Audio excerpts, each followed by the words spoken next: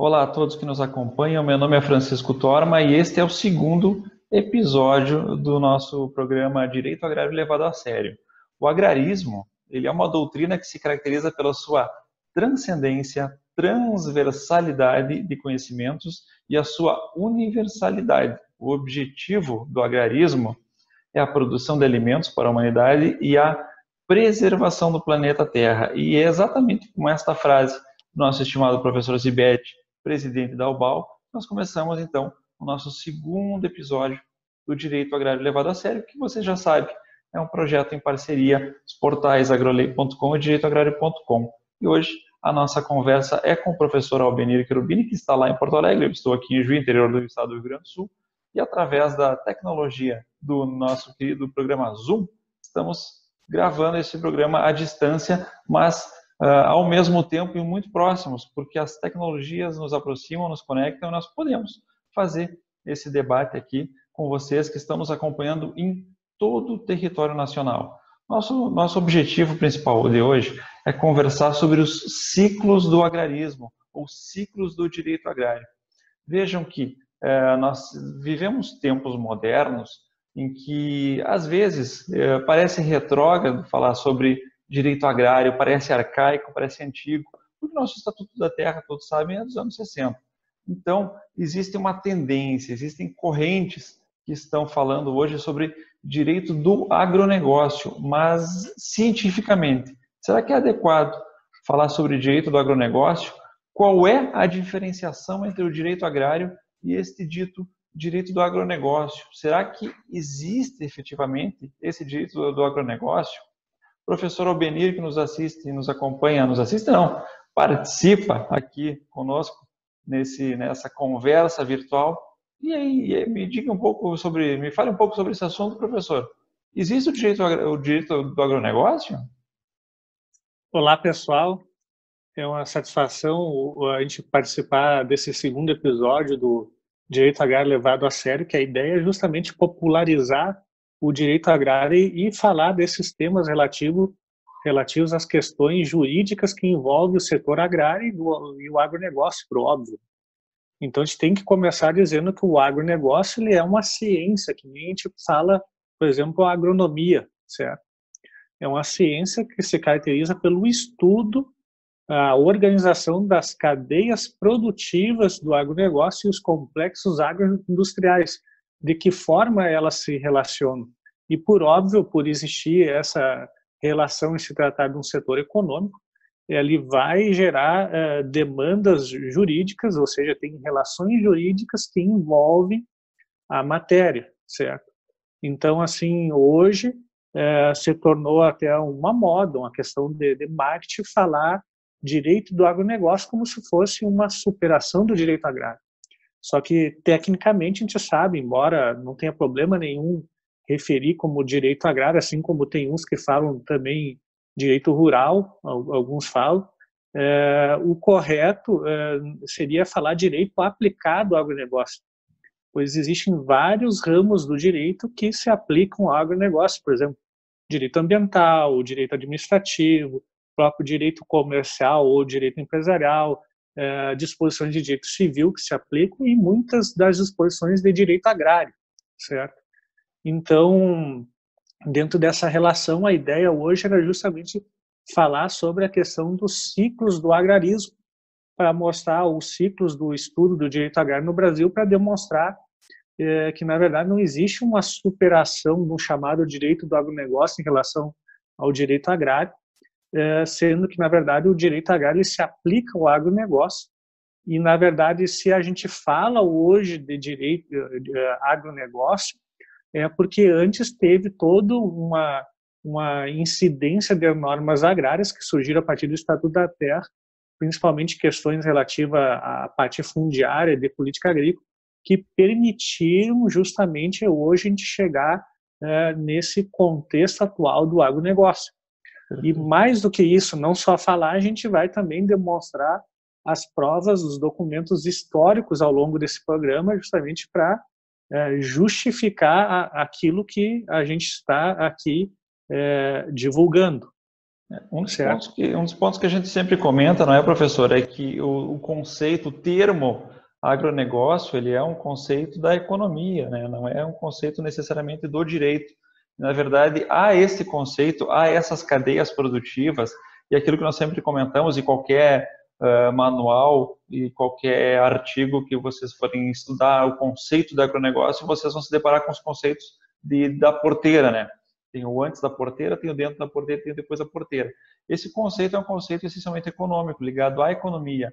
E a estas cadeias produtivas, a estas fases da porteira, se aplicam um sem fim de normas jurídicas, dentre elas o direito agrário. Como fonte principal, é bem verdade, como fonte principal dessa cadeia produtiva, porque nós estamos falando de um setor, de uma cadeia produtiva econômica que se refere essencialmente à produção do campo, à produção rural, ou seja, à produção que vem da terra, ao objeto da atividade rural do produtor rural, e que se desenvolve numa cadeia que tem várias fases, né?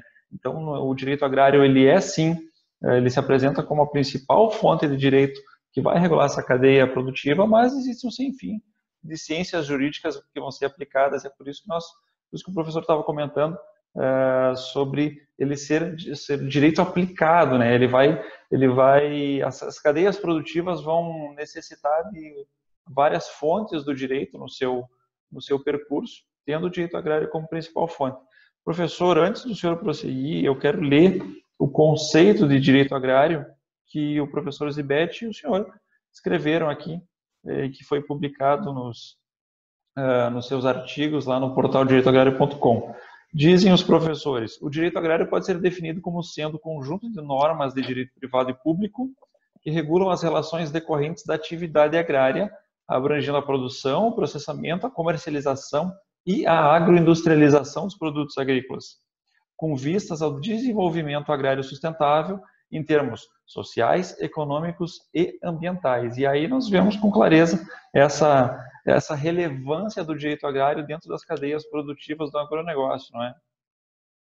E uma curiosidade bem interessante o professor Francisco Torma referiu as fases do antes, do dentro e do fora da porteira, ou depois da porteira, que pouca gente sabe, mas isso foi uma divisão didática criada por brasileiros. Foi criada aqui no Brasil, tanto é que não tem um correspondente, por exemplo, se procurar em língua inglesa, língua espanhola, a gente não vai achar. É uma criação nossa, didática, e funciona muito bem, né? Uhum. Então, dentro dessas relações entre o agronegócio e a incidência das normas de direito agrário, a gente vai ver nas fases antes da porteira, seriam normas preparatórias envolvendo tomada do crédito, por exemplo, tanto do Sistema Nacional de Crédito Rural, do qual o professor Francisco Torma é um dos maiores especialistas do país, assim como também do sistema de financiamento privado, a elaboração de contratos, a questão do acesso à terra, normas fundiárias e tudo mais, certo? Onde tu vai ter uma prevalência de normas de direito agrário, características dos institutos de direito materiais, assim como de política agrícola. Dentro da porteira, daí que é a fase produtiva, propriamente dita, e tu vai ter questões referentes à função social da propriedade, que incide, as questões relativas às práticas da agricultura, pecuária, de extrativismo, certo? Onde tu também vai ter incidência de normas de direito agrário quanto à regulação da atividade agrária, lembrando que a atividade agrária é o grande objeto do direito agrário, deveres dos produtores rurais e as questões de proteção ao meio ambiente. E no depois ou fora da porteira, então, onde ocorre a comercialização e a agroindustrialização dos produtos, certo? A parte de logística, escoamento da produção, então a gente vai ter uma incidência predominantemente de normas de direito agrário que regula as questões de política agrícola e as chamadas atividades agrárias conexas, certo? Mas, voltando à questão dos ciclos, por que se falava nessa dicotomia entre direito agrário e agronegócio? Pelo um motivo, tem até um motivo histórico. Veja aí, professor Torma, se consegue colocar esse primeiro slide na tela, que é na verdade um slide no qual aparece um documento histórico que eu tenho aqui em mãos. Está na tela, professor. Isso. que é o livro referente ao primeiro curso de Direito Agrário no Brasil, realizado no ano de 1965, para a formação dos profissionais do chamado IBRA, o Instituto Brasileiro de Reforma Agrária, que é hoje, depois trocou o nome para o INCRA, Instituto Brasileiro de Colonização e Reforma Agrária, certo? Por que se faz essa reducionismo, ou principalmente muitas das obras de direito agrário falam muito em questões fundiárias? Pois aí está a prova que quando tu criou justamente esse órgão da burocracia brasileira para resolver problemas relativos à estrutura fundiária, você necessitava justamente dos burocratas para trabalhar. Então, e qual é o objeto de trabalho do IBRA, do INCRA? Era justamente realizar a regulação fundiária, discriminação de terras devoluta, a colonização, a parte da desapropriação para fins de reforma agrária. Então, até estou em mão aqui com esse documento histórico, esse manual aqui, que foi o livro de formação dos procuradores federais. Isso aqui foi do professor da Silva Almoura Zibetti, que foi nosso primeiro procurador federal do INCRA, e participou desse curso de formação lá no Rio de Janeiro, certo? E o que aconteceu depois disso? Muito desses burocratas, como era uma novidade o direito agrário no Brasil como disciplina autônoma, eles começaram a ser convidados para lecionar nas universidades, certo? Então, muito daqueles que não tinham aquela vocação própria científica, com o estudo da metodologia, o que eles fizeram? Começavam a pegar justamente essas matérias que eram do dia a dia do INCRA e transformar aquelas disciplinas do direito agrário a partir dessas questões fundiárias, um grande foco para direito fundiário. Então, até aí surge a origem da confusão. E óbvio que esses professores eles sentiam falta de livros, manuais para passar para os alunos, e muito daqueles cadernos de disciplina começaram a virar os primeiros, algumas das primeiras obras de direito agrário que passaram a ser adotadas pelas disciplinas de direito agrário. Então, só que o direito agrário ele não se limitava só a questões fundiárias. Tá, não é necessariamente que o direito agrário nasceu somente com esse enfoque. Na verdade, foi uma questão científica da docência da época, que estava mais habituada a trabalhar com esse tipo de assunto, de questão dentro do direito agrário, e que levou isso para o mundo acadêmico. Não é que havia essa preocupação exclusiva do direito agrário, até porque, bem sabemos, ao meu ver, pelo menos, o cerne do direito agrário são os contratos agrários, e esses acompanham o Estatuto da Terra desde a sua criação, depois, posteriormente, o decreto, mas então não era o cerne do objeto do estudo acadêmico por essa vinculação dos professores acadêmicos da época, então, com o INCRA. Exato, digamos que sofreu essa grande influência, mas óbvio que o direito agrário é composto por quê? De normas de direito material, daí nós vamos ter os contratos agrários, questões relativas à propriedade agrária, questão da posse agrária, assim como nós temos instrumentos, por exemplo, os títulos de crédito do agronegócio, nós temos todos aqueles contratos envolvendo o Sistema Nacional de Crédito Rural, isso inserido dentro da ideia da política agrícola. Então, dentro da política agrícola tem uma série de institutos, as normas relativas à proteção do meio ambiente, que a gente denomina como o meio ambiente agrário, que ele tem previsões específicas pelas normas do direito agrário, certo? Ou seja, tem um conteúdo muito amplo. Inclusive, esse conteúdo de direito agrário pode variar de país para país, e no caso brasileiro ele é muito amplo, envolve questões desde fundiária até hoje questões relativas, por exemplo, à indicação geográfica, a questões relativas à propriedade intelectual no agronegócio, a questão dos contratos, hoje ele tem o próprio sistema de financiamento privado do agronegócio, então às vezes até surge aquelas confusões que a gente teve também um debate sobre o projeto do novo Código Comercial que tramita no Senado, que pretendeu trazer disposições sobre a criação de um sub-ramo do direito comercial denominado de direito do agronegócio, que no nosso entender também seria um equívoco, né? Uhum. Então, nós temos muito claro, eu tenho certeza que quem está nos acompanhando aqui tem muito claro que no primeiro ciclo do agrarismo, nós podemos dizer assim, nós temos essa discussão a respeito das questões fundiárias, né? Então, Exatamente. as questões básicas, principais da época dos anos 60, enfim, quando se tinha uma questão, quando era muito implicante na vida das pessoas as questões fundiárias, seja pela caracterização das terras devolutas, seja pelas confrontações pouco regradas, pouco precisas, né? Porque, afinal, nós tínhamos um sistema muito rudimentar de medições por sucessões que faziam que causavam uma confusão em relação à propriedade da terra, enfim, o, o conceito, então, desse primeiro ciclo são as questões fundiárias, as questões ligadas à terra em si. E aí... Isso, é resolver as questões da estrutura fundiária do Brasil, que é um dos primeiros objetivos do Estatuto da Terra.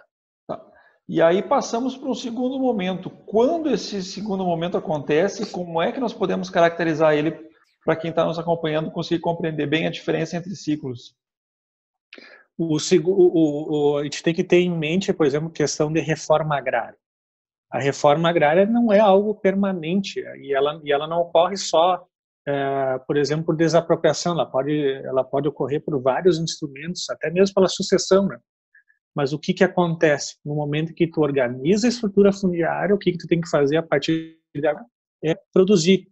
Então, assim, o grande valor constitucional, se eu pudesse, por exemplo, resumir o direito agrário a partir daquelas disposições que estão lá na Constituição da República, certo? Em especial no artigo 185 da Constituição, dá para dizer que a palavra base do direito agrário é produção, certo? Teve um compromisso dos produtores brasileiros com a produção. E a partir da produção, eu tenho que toda aquela estruturação do como produzir, quando produzir, que forma, depois o que eu vou fazer com o produto, daí surge as fases da comercialização, da distribuição, da agroindustrialização, até chegar no destinatário final, que é o consumidor. Então, vejo que a partir da organização da estrutura fundiária, a gente passa para a fase produtiva. E aí, muito importante que a gente não tem um marco propriamente dito, até porque aquelas questões fundiárias, infelizmente, ainda ocorrem em determinados locais do país. Por exemplo, a gente tem lá para os nossos amigos lá do Matopiba, que o Dr. Torme, inclusive, andou visitando recentemente. Lá eles têm uma grande preocupação com a segurança jurídica relativa àqueles títulos de propriedade. Então, lá ainda se debate muito questões envolvendo o primeiro ciclo do agrarismo, assim como a gente também tem questões do centro-oeste e no norte do país. No sul do Brasil, a gente ainda teria questões fundiárias, ainda temos questões fundiárias relativas a conflitos envolvendo áreas tradicionais, ou seja, elas indígenas ou quilombolas, que ainda preciso haver essa demarcação das terras. Mas o importante é isso. No momento que ocorre essa regularização fundiária, as propriedades passam justamente a trabalhar em função do objeto principal, que é a produção. Uhum. As questões fundiárias aqui do sul, do centro-oeste, do sudeste, então, são questões bem pontuais, não é? Ao contrário do que nós vimos lá em cima, onde ambos os ciclos caminham lado a lado, porque ao mesmo tempo que eu tenho, por exemplo, no Maranhão, no Piauí, o Piauí que é um estado que tem um grande problema fundiário com o ITERP, com um sem fim de escrituras, uma em cima da outra, o sanduíche de escrituras, os prédios rurais, que os colegas lá conhecem muito bem, né, que tu tem uma mesma área com várias escrituras, várias matrículas em cima, e não se tem uma segurança jurídica para saber qual que é a efetiva, a que tem valor, né? Então, ao mesmo tempo em que tu tens no Piauí, por exemplo, localidades como a Baixa Grande do Ribeiro, que é um município extremamente produtivo, com fazendas de 20 mil, de 30 mil, de 50, 100 mil hectares, tu ainda tens essas preocupações fundiárias em relação à própria segurança jurídica da origem da terra.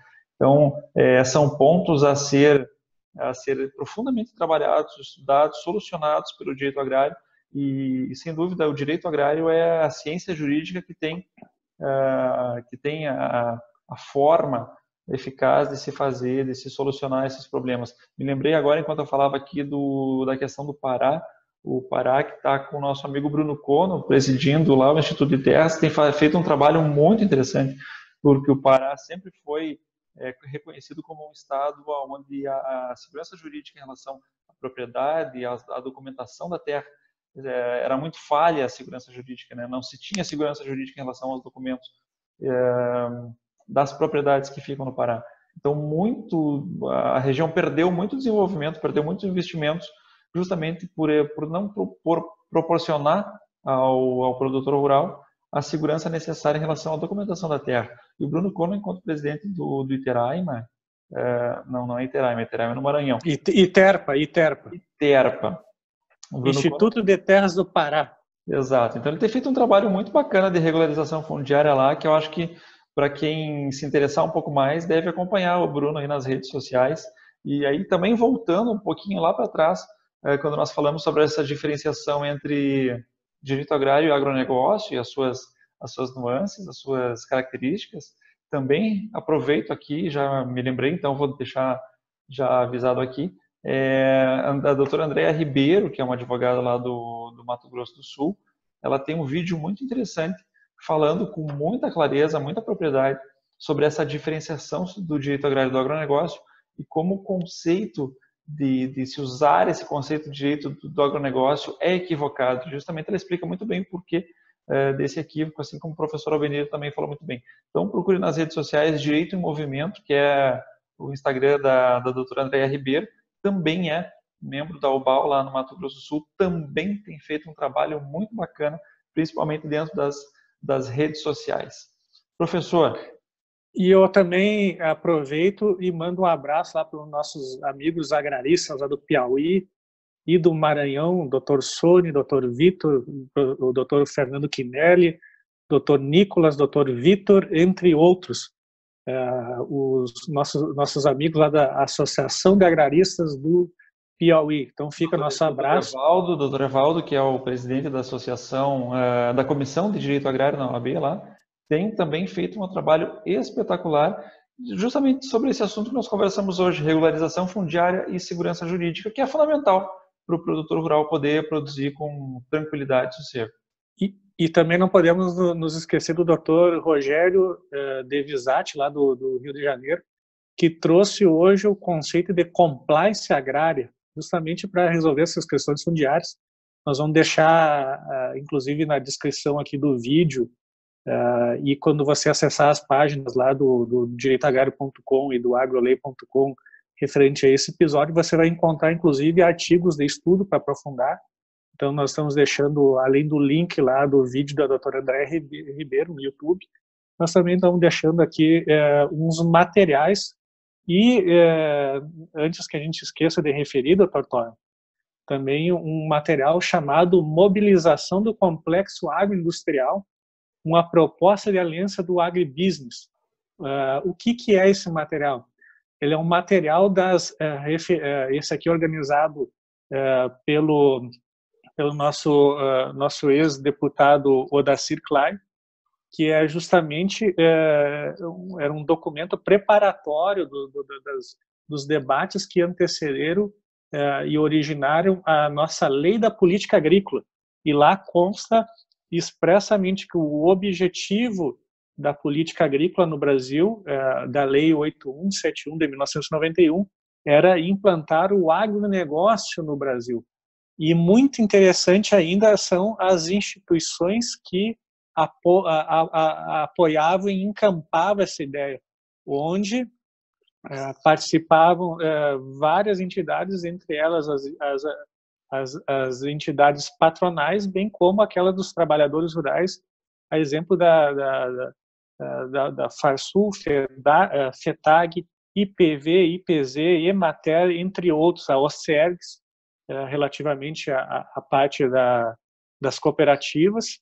E muito legal essa mensagem final. Então, mais um documento histórico que a gente traz, demonstrando e comprovando com dados, com elementos, aquilo que nós estamos ressaltando aqui em termos de direito agrário, né? Por isso o nome do nosso programa, levar o direito agrário levado a sério. E a mensagem final ainda diz o seguinte, ressaltando a importância do setor agrário para o Brasil, que diz que toda a sociedade participa da colheita farta, mas também sente as agruras de uma frustração agrícola. Então, ressaltando a importância do setor agrário, inclusive por ser uma atividade de interesse da própria soberania estatal. Muito importante de referir isso em tempos onde se debate os limites da liberdade econômica. A gente faz mais lembrar mais uma vez, inclusive fazendo um link para o nosso primeiro episódio, que todos os países do mundo protegem, em determinadas medidas, os seus produtores rurais. E essa mensagem final traz justamente essa lembrança que se o campo não vai bem, a cidade não vai bem, porque tudo está conectado. Não é isso, Dr. Torma? Perfeito, meu estimado professor Albenir. Vejam que aqui no nosso programa o Direito Agrário é tão levado a sério que não é só conversa. Nós vamos deixar vários materiais aqui disponível na descrição desse vídeo. Você esteja assistindo ele direto no YouTube ou dentro de alguma página dos nossos portais, abaixo aqui, em algum lugar aqui no contexto, vai ter links que vão levar a esses materiais que o professor Albenir citou, que vai levar ao vídeo da colega Andréia. Então você vai, quem quiser aprofundar o estudo que nós conversamos aqui um pouquinho, de uma maneira extremamente superficial, mas pontual, vai poder ter acesso a esses materiais. Eu sempre digo que nós não podemos cair na tentação de estudar só o recente, só a superfície e achar que saímos falando em direito do agronegócio e estamos modernos, antenados a tudo que acontece. Para conhecer, para entender as questões, para entender as cadeias produtivas, para entender por que o crédito rural existe, para entender por que os contratos agrários são regidos dessa forma, você precisa estudar as bases, é preciso que o conhecimento científico venha lá de trás e não precisamos ter pressa, não precisamos nos afobarmos no estudo. O direito agrário tem que ser levado a sério, tem que ser conhecido as origens, tem que ser tratado desta forma científica para que nós possamos aí sim olhar para o futuro já sabendo, já conhecendo toda a bagagem que vários profissionais, vários professores e um sem fim de grandes expoentes do direito agrário fizeram, trouxeram e nos conduziram até esse instante, esse momento que vivemos agora. Temos que conhecer o que aconteceu para saber para onde vamos e isso já vou lhe provocar aqui, professor Albenir, que eu acredito que no próximo vídeo nós podemos conversar sobre os conhecimentos que o agrarista deve deter para ser um profissional de sucesso no direito agrário. Né? Se quiser deixar aí em 30 segundos, aproveita para se despedir do pessoal, já deixa um pouquinho do que tu vai falar no próximo vídeo, que eu já vou lhe provocar com esse assunto aqui, vai ficar bacana. Perfeito, professor Torma. Então, dentro dessa questão do estudo, importante salientar que, além das fontes, vocês podem também entrar em contato conosco ali pelos canais, pelos e-mails que constam aí na descrição, certo? Qualquer dúvida, nós estamos disponíveis para auxiliar, porque a nossa proposta aqui é também divulgar e popularizar o estudo correto do direito agrário, sem modismo, sem invenções, porque até a gente lembra que o direito agrário surgiu no contexto da Itália, que é a nação berço do direito agrário, certo? E o debate acerca da autonomia e nascimento do direito agrário se deu entre os maiores juristas do direito civil, do direito comercial, empresarial e também do direito romano. Então, até hoje existe e é respeitado o direito agrário justamente porque lá onde se formou e se solidificou as bases de estudo dessa belíssima disciplina, certo? E sobre o que se espera de um especialista em direito agrário para ter um sucesso é justamente, rapidamente, compreender e raciocinar as normas agrárias em atenção ao princípio da função social da propriedade, que é o principal norte das normas do direito agrário, dominar o conceito de atividade agrária, pois é ela que atrai a incidência, do campo de incidência das normas de direito agrário e, a partir disso, as suas implicações jurídicas. Outro ponto, dominar o conceito de imóvel agrário, até mesmo para não confundir ele com unidade de conservação, e aí está o grande centro da dicotomia, falsa dicotomia entre ambientalistas e produtores rurais, certo? Estudar o direito agrário, principalmente, e aí é uma proposta da União Brasileira dos Agraristas Universitários, que é como uma ferramenta do desenvolvimento agrário e da sustentabilidade, certo? Onde o direito tem que apresentar soluções jurídicas para as demandas das cadeias produtivas e complexos agroindustriais, certo? Então, o papel nosso, enquanto agraristas, é justamente utilizar o direito como uma fonte desses instrumentos jurídicos que sirvam, tenham utilidade, que tragam segurança jurídica, né? Compreender os ciclos do agrarismo no Brasil, que é o objeto principal desse vídeo, e ter a consciência que os profissionais do direito necessitam sempre do suporte dos profissionais das ciências técnicas, ressaltando o caráter técnico das normas do direito agrário, certo? Lembrando sempre que a gente vai necessitar dos profissionais da agronomia, da veterinária, da zootecnia, de dados, principalmente coleta de dados, para orientar justamente as alterações legislativas e principalmente as ações de política agrícola. Então, com isso, eu encerro aqui minha participação, deixo o meu abraço e estamos à disposição aí, entre em contato sempre que precisar, sempre que necessitar de um auxílio nos estudos, e estamos à disposição. Um forte abraço. Muito bem, muito obrigado, professor Albenir, pela sua disponibilidade de conversar com nós hoje sobre os ciclos do agrarismo. Nós vamos ficando por aqui, o vídeo já ficou um pouco extenso, mas deixamos as nossas mídias aí para quem quiser entrar em contato conosco. Nós recomendamos que seja visitado o primeiro site da UBAL, nossa União Brasileira dos Agraristas Universitários, é ubal.com. E também... .org.br. Perfeito, belíssima correção, .org.br. .com são nossos portais que têm esse apelo um pouco mais comercial, não é?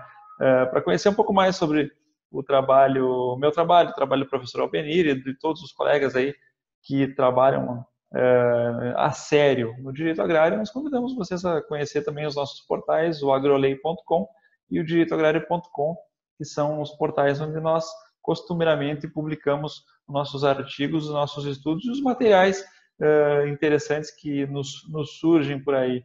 Da mesma forma, nós estamos também em todas as redes, aí no Facebook, no LinkedIn, no Instagram. É só você procurar lá o direitoagrario.com, procurar o agrolei.com, procurar o professor Albenir Cherubini, eu, Francisco Torma. Estaremos lá sempre para trocar uma ideia, trocar uma experiência, bater um papo com vocês. Foi uma satisfação falar com vocês, agradecemos esse tempo que vocês dedicaram a esse vídeo e saibam que com nós aqui o direito agrário sempre é levado a sério. Um grande abraço e até a próxima.